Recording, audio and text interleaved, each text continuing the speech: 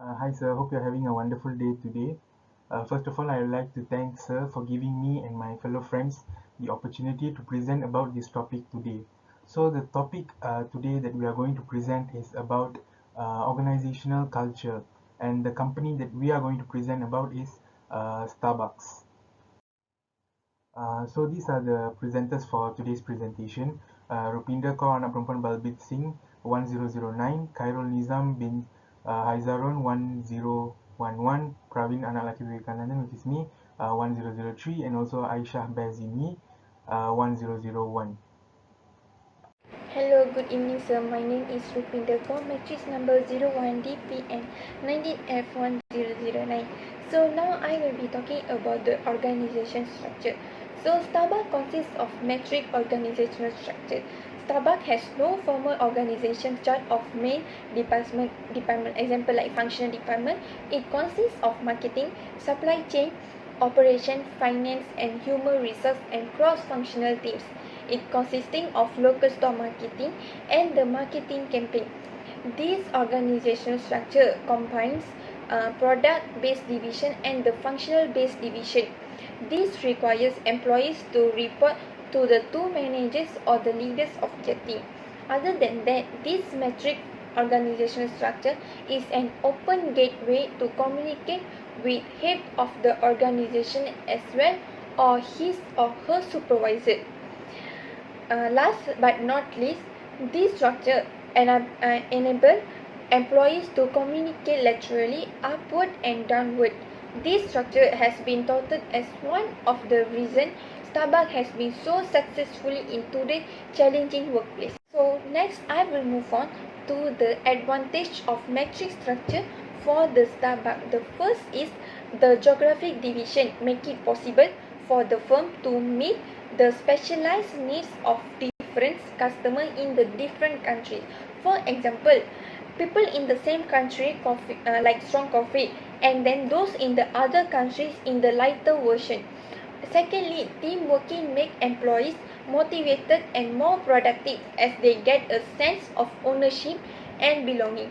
Third, the product-based division make it possible for each division to focus on their product and work on their development and innovation. The functional division make the working smoother, faster and reliable, especially if people are doing the job, and the chances of them making errors are minimal.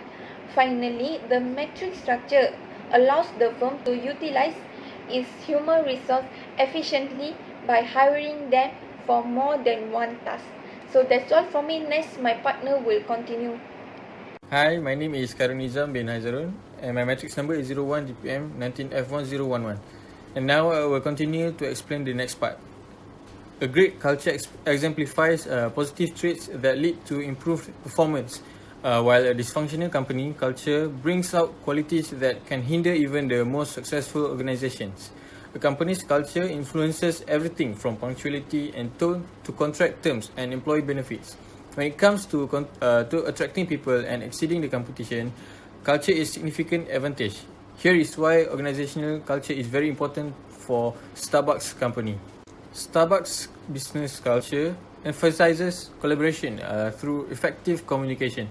Baristas in cafes interact clearly with one another to fulfill orders. They also work together as a team to ensure that the order fulfillment process runs well. As a result, Starbucks Corporation's corporate culture encourages efficiency in business processes, which improves service quality, customer satisfaction, and corporate profitability. Furthermore, Starbucks also offers a workplace culture that encourages warm and cordial interactions. Baristas, for example, form a warm and cordial ties with one another in the company's cafes. Customers are handled with kindness as well, which is a hallmark of the company's corporate culture. Starbucks also promotes the global coffee culture that generates consumer demand for the company's specialty coffee products by emphasizing relationships in its culture. Now I'm going to talk about how Starbucks is sustaining their organizational culture. Everyone should feel welcomed at Starbucks. Every person who visits a Starbucks store is a customer. whether they make a purchase or not. Their customers are welcome to use the spaces they provide appropriately, including their cafes, patios, restrooms. For example, students are allowed to study there and companies can have small group discussions in Starbucks without any worries. The second one, strong ownership sense. The focus of Starbucks partners is on customer service. Yes, employees are also the partners to this chain store. They foster an ownership sense that is applicable to all employees, ranks from top down to the lowest. This has encouraged the employees to dedicate their work and responsibility so that they can have a share of the success of the company. The third one will be believing that everything matters. Retail businesses, particularly coffee shops like Starbucks, should focus on everything. For this matter, they are required to maintain and observe a perfect process. Order is also a huge concern for everyone so that they can achieve excellence in their business process. Such will be include cleanliness, customer service, diversity of products, and also sleek designs. And the fourth one will be listening to criticisms. The management instills in the mind of employees to fairly listen to the heartfelt criticism of the customers. Hence, they are always trying to set up constructive dialogue so that they can acquire what they want to improve. This will serve an essential input to bring improvement to the company. Fifth one, discrimination is inconsistent in Starbucks. They strive to eliminate discrimination and implicit bias from every aspect of the business, including the experiences of their partners and customers at Starbucks. They do not tolerate discrimination on any basis prohibited by local, state, or even federal law. They oppose any public policy that would have discriminatory impact. For example, some of their coffee beans are sourced by women-owned coffee farms and also minority suppliers, to name a few. Lastly, leaving a mark of greatness.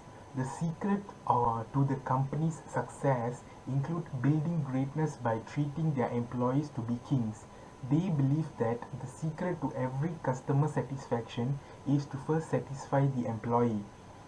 They thought that if employees are not happy, they won't be capable of making their customers happy as well.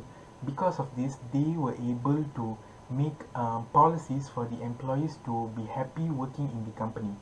A few of the secrets include giving out attractive compensation packages, work environment that is friendly, and adjustable working hours.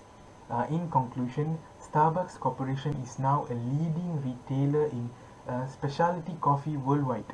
The reputation of the company has been developed to treat its employees fairly well. Clearly, there are many factors that kept the company at the top of the retail coffee industry for all these years. Thanks to the rich leadership style principles of a retail store that considers its employees as partners and one that focuses mainly on unmatched service for its customers. Not only that, it has this enabled the company to progress, but it also earned the trust of customers around the world over the years. Assalamualaikum and hi, my name is Aisyah Beh Xin Yee and my metric number is 01DPM19F1001, and now I will be presenting about how Starbucks transmit organizational culture to their employees and customers. The first point of how Starbucks transmit their organizational culture to their employees and customers is leaders are treated as an ordinary member. Leaders in Starbucks are engaged in planning, controlling, and leading. They do the management work, but they do not consider themselves are different or special.